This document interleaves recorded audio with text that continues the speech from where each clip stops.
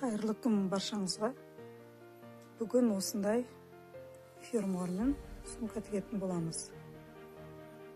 Бұл қазіргі таңда хит болып отқан сумкалардың бірі. Менімен бірге болыңыздар. Видеоны соңына дейін көріп, тіркеліп, лайк басып кетіңіздер.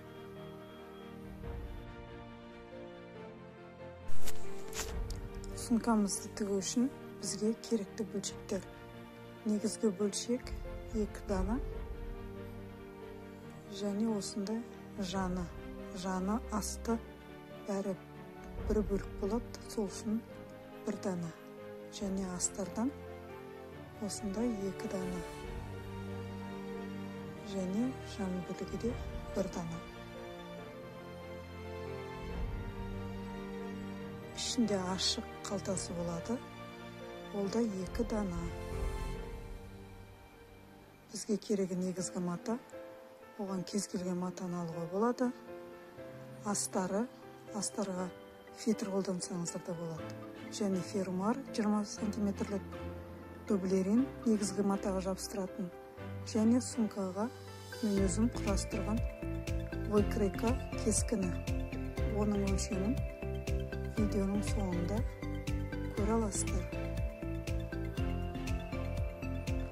Сумканың жанын негізгі матаға арнайы кескін арқылы түсіріп аламыз. Және алдыңғы артқы негізгі бөлікті дублеринімізді жабыстырып, оны да кескін арқылы түсіріп, кесіп аламыз.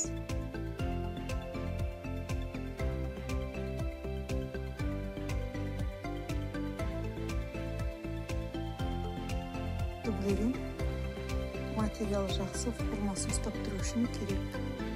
Осындай арнайы нүктелері болады. Соның бәріне осылай белгі қойып кету керек. Қазір жанындағы бөлікпен қосқан кезде осы нүктелер бір-біріне сәйкес келу үшін.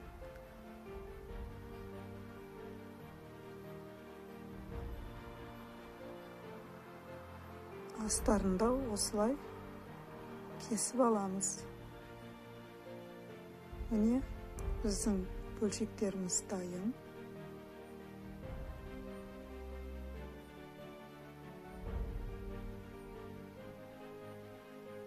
Енді сумканы тікпес бұрын алдымен ішіндегі қалтасын тігіп алуымыз керек.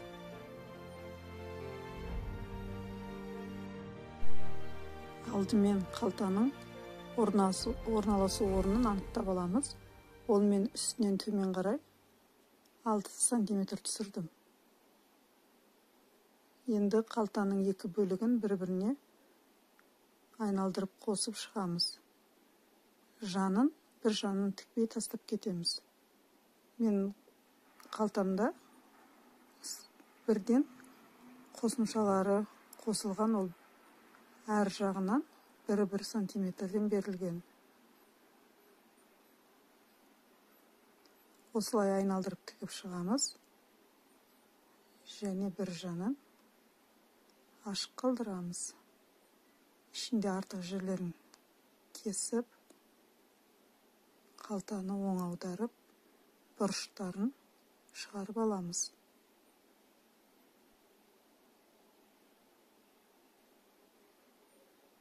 Және ашық қалдырған жанын ішіне қайтарып, үстінен бір тігіс жүргіземіз.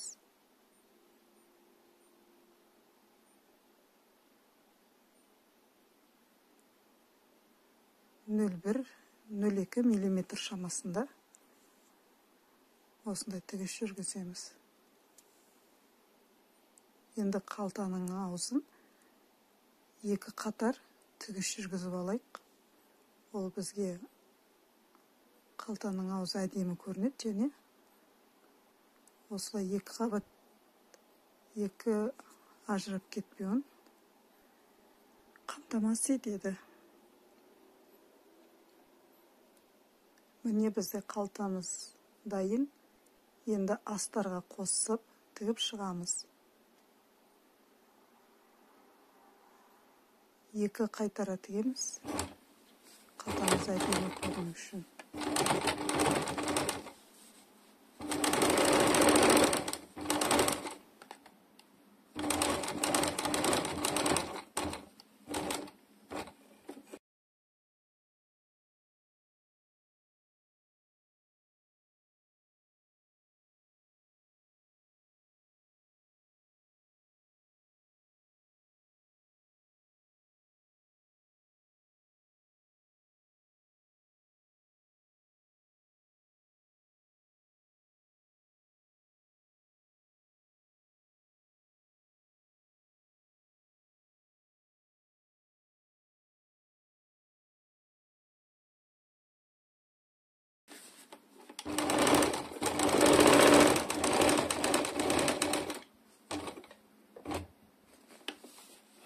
Міне біздің қалтамыз дайын болды. Ішкі астарға тігіліп тұр. Енді астары мен жанын қосып тігіп аламыз. Жаңа белгілеген нүктелерді бір-біріне сәйкестендіріп алу керек. Ол өте маңызды. Өйткені біздің сөмкеміз бірдей болып шығу үшін.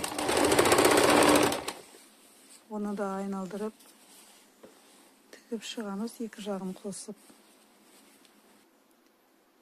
Енді негізгі бөлікті де тура осылай тігіп аламыз.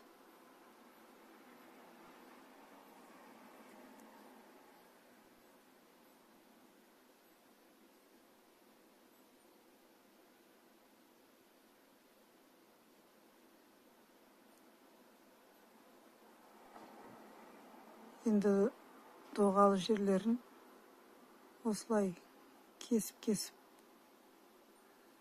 тігіске 1-2 мм жеткізбей кесіп алу керек. Ол біздің доғалымыз оң аударған кезде әдемі көріну үшін. Және ішіндегі қосып тіккен тігісімізді екіге жатқызып үтіктеп алуымыз керек. Ол қазір 10 бетіне аударғанда біздің тігістеріміз әдемі көріну үшін. Астарын сумканың ішіне осылай салып, өлшеп, тексеріп көреміз.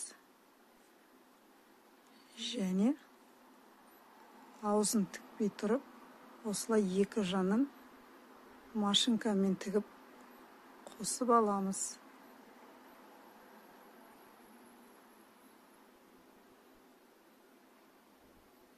Және тігістері қалың болып кетсе, жұқартып синтефондарын алып тастауға болады. Осы видеода көрсетілгендей өңдейміз. Міне бұл бізде осылай. Бір жақ осылай дайын болады. Екінші жағында тура осылай тігіп аламыз.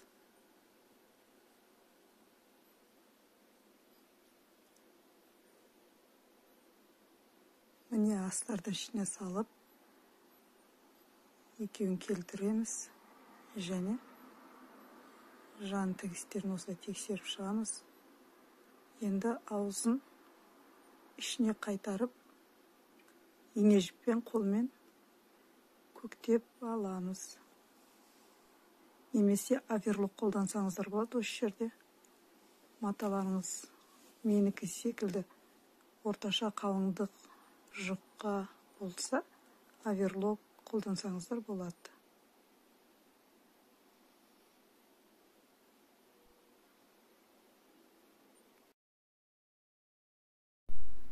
Міне осы бір беті дайын, екінші бетінде тура осылай тігіп аламыз.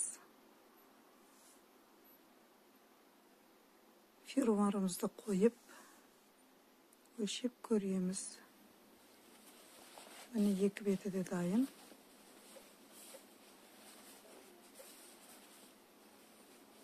Енді фермуардың ортасын белгілеп аламыз. Және сөмкенің де ортасын осылай тауып алу керек. Өйткені қазір тігіп бастағанда біз осы ортасынан бастап тігеміз.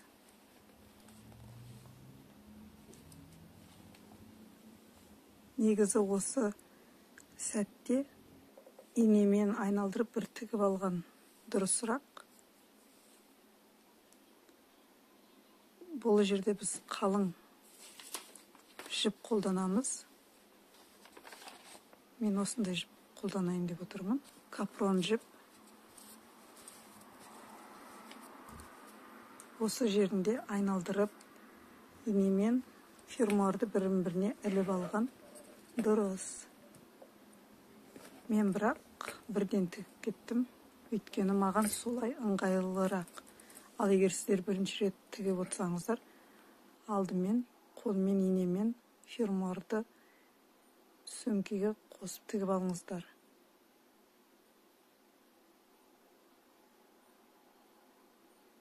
Осылай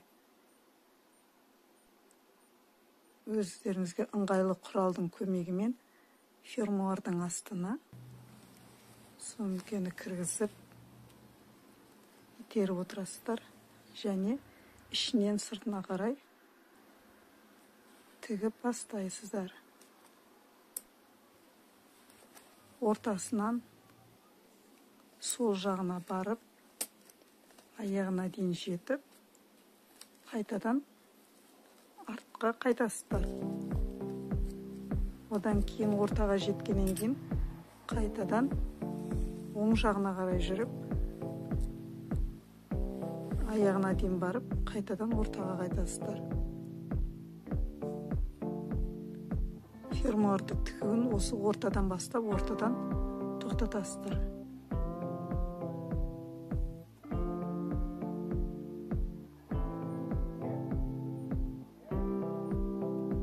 Басында ыңғайсыз болуы мүмкін.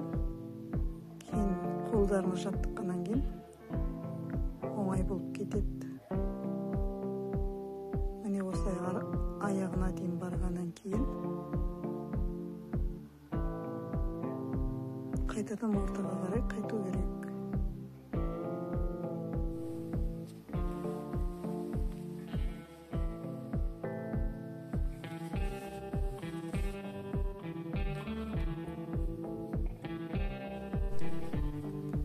Міне көріп тұрғандарыңыздай тігістер әдемі біркелкі шығып отыр. Мен жібімді бір қабат қылып аламын, өйткені солай әдемі көрінеді. Енді ортасынан екінші жанына қарай тура осы тәсіл арқылы жүресіздер. Менде бұл бір беті дайын. Ішіндегі тігістерді әдемі көрініп тұр. Және осы жан бөлігі қосылған ұшын екінші жағына да белгілеп алыңыздар. Екінші жағын тіккен кезде екі тігіс бірдей жерде орналасуы керек. Егер біреу төмен, біреу жоғары болса, ол қисық болып сумка әдемі көрінбей қалады. Оны қазір біткен кезде көрсетем. Бізге кедергі жасамау үшін осындай ішіндегі бауын білетін темірді осылай қағаз скотчтың көмегімен жабыстырып қойсаңыздар болады. Екінші бетінде осылай қойып аламыз. Одан кейін осылай ортасынан бастап тігеміз.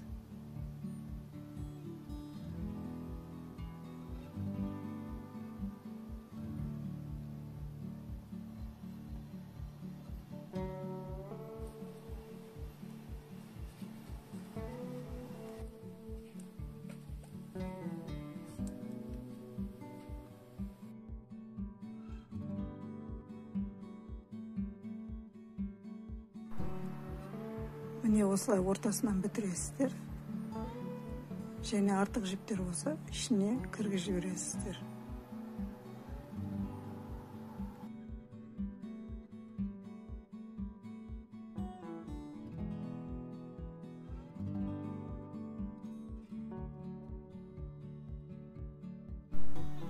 Міне біздің фермуар сумкамыз дайын.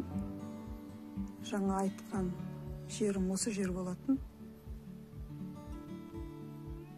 Негізгі бөлікпен фермуарымыз қосылды. Аузы аяғына дейін жақсы барынша ашылып тұр. Ол дегеніміз жақсы. Ішіндегі тігісі де осылай әдемі көрініп тұр. Бетіне ештеңемен жаппасаңыздар да болады, осылай ашық қалдырсаңыздар болады. Енді сөмкеміздің асты бізде жұқалау, жұмсақ болып тұр, формасын ұстамай. Сол себептен мен фетрді, оған табан жасауды жөн көрдім.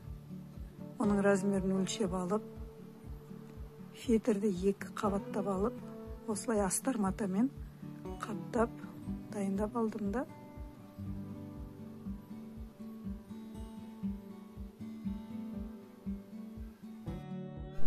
Міне біздің табанымыз қолданысқа дайын.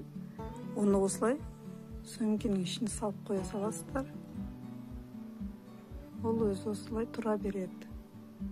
Астының формасы енді жақсы ұсталып тұр. Ол ауырлау заттар салсаңыздар да формасын ұстап тұрады. Енді сәндік ретінде цепілдім. 2 түсте, біреуі сұр жылтыр, екіншісі қаралау. Мен 45 сантиметр қылып алдым. 45-48 сантиметр қылып алдым ұзындығын. Дайын күйінде 50 сантиметр болады. Осы видеода көрсетілгендей бірін-біріне қадап дайындап аласыздар. Сіздер кез келген бауды алсаңыздар болады. Осы негізгі матадан тіксеңіздер де болады. Немесе осындай дайын цеп алып қалағанша істесеңіздер де болады. Моншақтан да жасауға болады.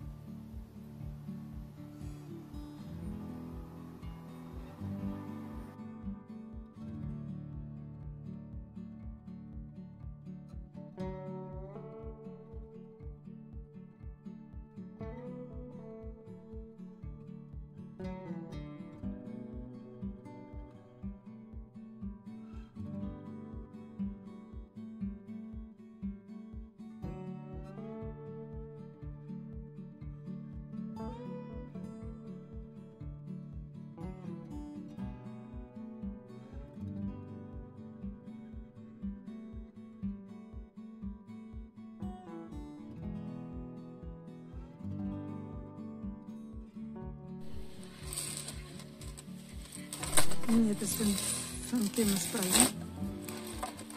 Оны баумен де, баусыз да ұстасаңыздар болады. Бұл кешке тойға ұстағанға жақсы вариант.